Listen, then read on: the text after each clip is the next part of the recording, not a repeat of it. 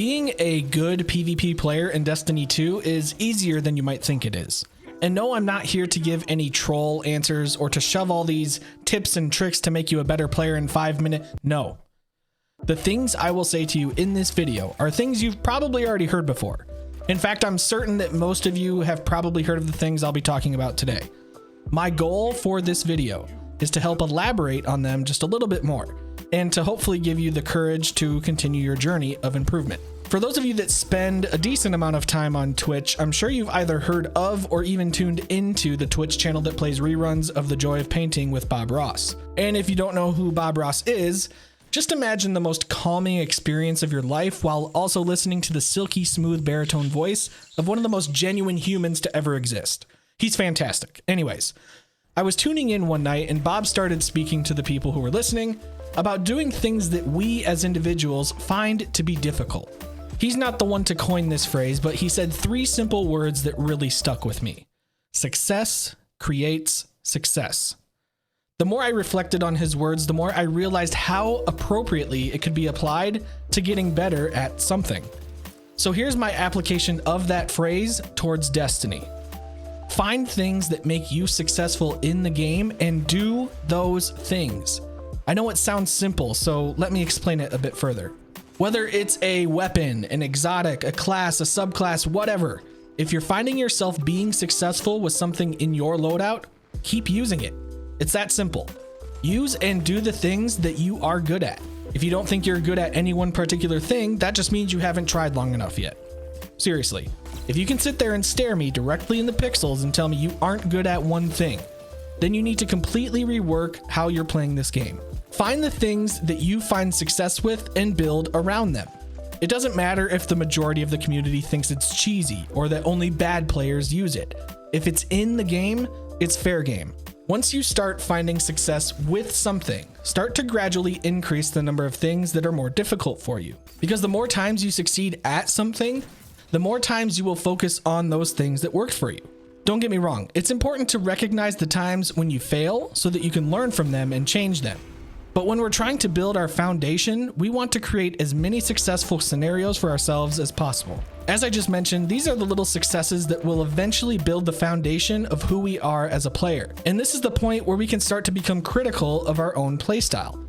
Heck, you may be one of these players right now. If you're at a point where you're thinking about how you can get better, then you've probably got a good understanding of what type of player you are. Now, I want to move on to something that I had mentioned in another one of my previous videos. Let's talk about your KD.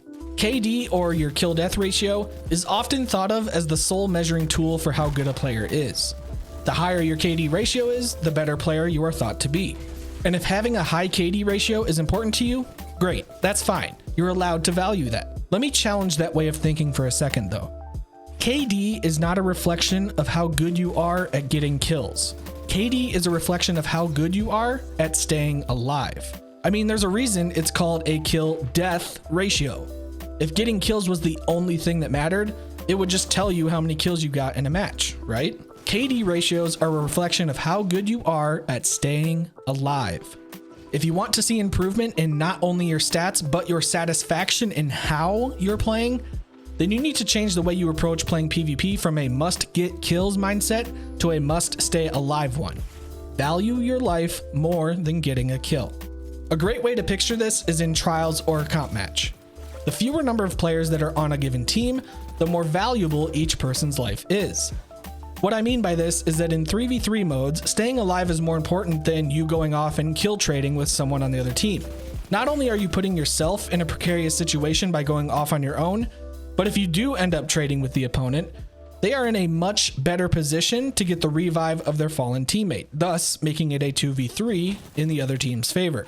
Why do you think 2v3 or 1v3s are almost impossible to come back from if you're facing a halfway decent team? It's because the value of literally just being alive is so essential when there are only 3 bodies on one team. I can't stress enough how valuable you are to your team by just staying alive. So if you're really trying to improve your KD, your focus shouldn't be on getting more kills. It should be on making sure that you're doing everything in your power to stay alive as long as you can. Speaking of improving, let's talk about another important mindset to take into the Crucible. Now, I first heard this from another Destiny 2 YouTuber, Ascendant Nomad.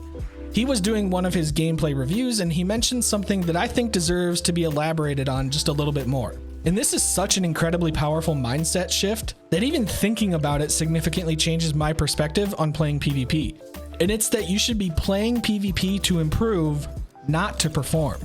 When I first heard that phrase, my first reaction was like, well, yeah, that seems pretty obvious. But then the more I thought about it, the more I started realizing that I was absolutely 100% playing PvP to perform. Most of the time, I would load into matches and just try to slay out as much as I could, with very little attention given to why I was doing the things I was doing. There was no purpose for me being in PvP, I was just there. What this short phrase helped me realize was that whether I was trying to improve something mechanical like my aim, or something mentally, I needed to find a purpose for each match I played. I needed to play to improve and not to perform. I want you to try something after this video. Find the nearest sticky note, notebook, heck, even a napkin will do, and jot down one thing that you are going to focus on in the next Crucible match you're going to play. Just one thing. It can be absolutely anything. Practicing crosshair placement, practicing using cover, practice dying less.